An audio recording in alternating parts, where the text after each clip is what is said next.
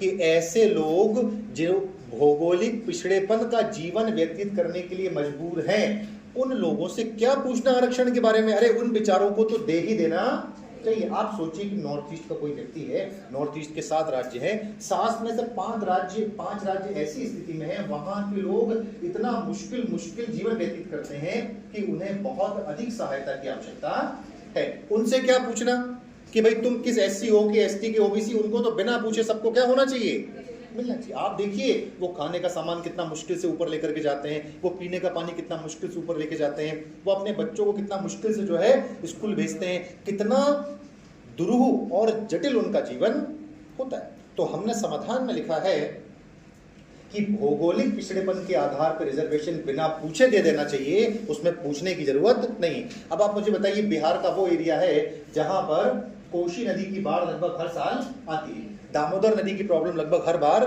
बनी रहती है। इन लोगों से क्या पूछना कि तुम किस जाति किस धर्म के हो, इनको तो मिलना ही चाहिए। यानी इनको सिर्फ आरक्षण नहीं, विशेष सुविधाएं मिलनी चाहिए, क्योंकि इनका जीवन बहुत ही ज्यादा जटिल तरीके से क्या हो रहा है, बीत रहा है। क्या पूछना, लैंगिक आधारों पर क्या पूछना।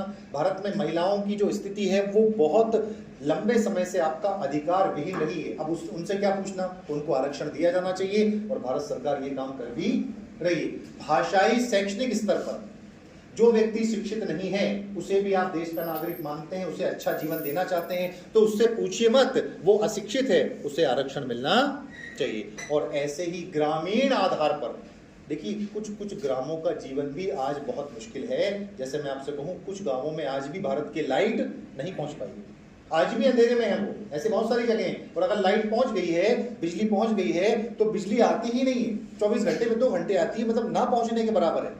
तो वहां लोग कैसे रात को जीवन व्यतीत करते हैं। शाम के बाद उनके बच्चों का पढ़ना, या वो कोई उद्योग चलाते हो, कुटीर उद्योग चलाते हो, घर में कुछ काम हो, उनका जो भी हो, वो कैसे उस बात को आगे बढ़ाएंगे। तो पहला पॉइंट कहता है कि बिना सोचे समझे इन लोगों को आरक्षण दे देना चाहिए। ठीक है, सेकंड पॉइंट,